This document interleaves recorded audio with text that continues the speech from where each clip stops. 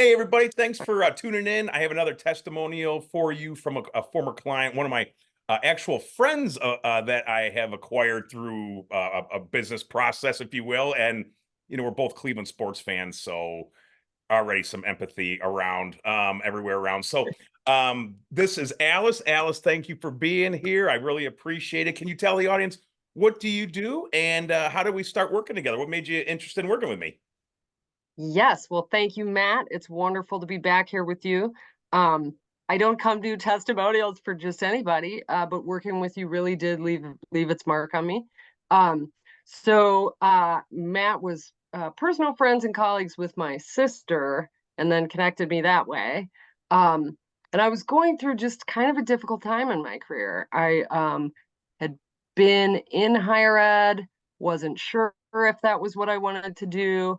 Um, got a job in the nonprofit world, in a pretty prestigious nonprofit, but I was not happy. So then I was sort of trying to figure out, do I go back to higher ed? If so, can I do it my way?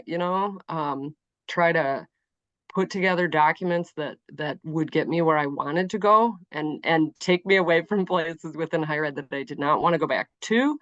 And so one thing that was really, well, okay, so that was where I was at when my sister told me about you. And I I thought about it for a minute, right? Like, do I want to do this? And I decided yes, but I was definitely nervous. Um, but the way you did it made it very easy, and I'm sure we'll talk about that as we go. That's perfect. And that is the next question. Kind of what happened? What was the after situation once we were done working together? And why do you think it helped? Yeah. Before we get to after, real quick, I want to talk about one thing that really popped off the page to me about the during. And so I really appreciated the amount of time you took with me to sort of talk with me to try to help me understand where I wanted to go. So like I'm an external processor. So the fact that you kind of took the time to say like, tell me about yourself. What do you like to do? What's your favorite part of your job? What do you not like to do? Like that was really helpful just in kind of framing. Um, and so I did get the job that I wanted. So I wanted to step up within higher ed, and I wanted to be able to do sort of both sides of the spectrum of diversity, equity, and inclusion work, which means like the touchy-feely, campy training stuff, but also the harassment, discrimination complaints, students with disabilities and figuring out access issues and how to actually um, operationalize diversity, equity, and inclusion. And so that's how we wrote my documents. And then that's the job I got. So Yes. I work at Cleveland State, Cleveland, Ohio, if you've The ever heard of Vikings.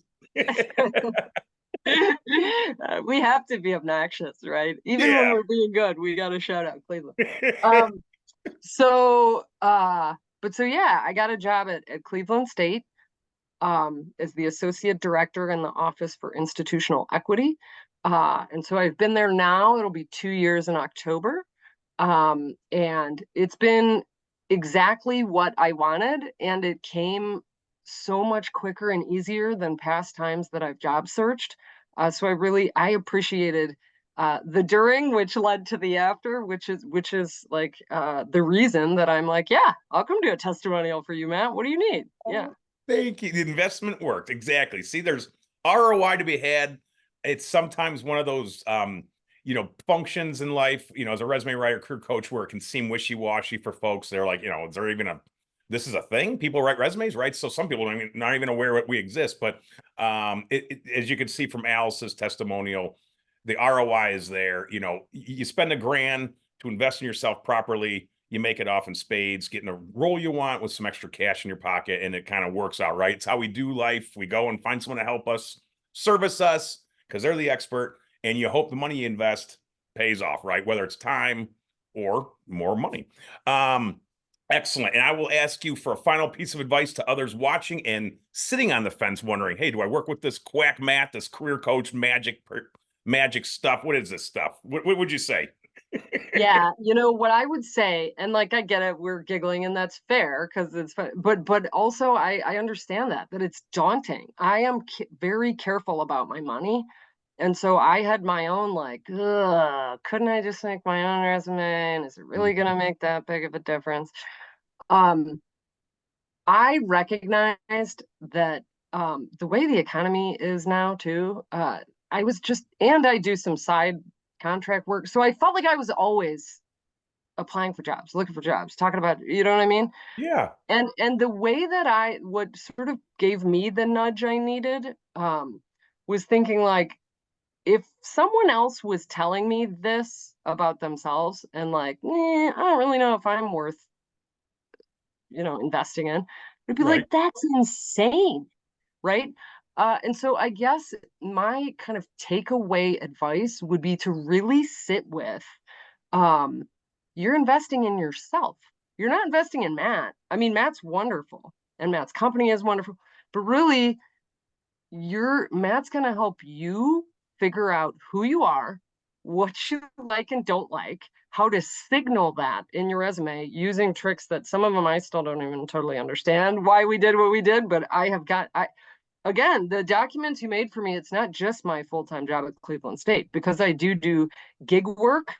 Hmm. Um, those documents are just always at the ready and they continually get me where I want to go.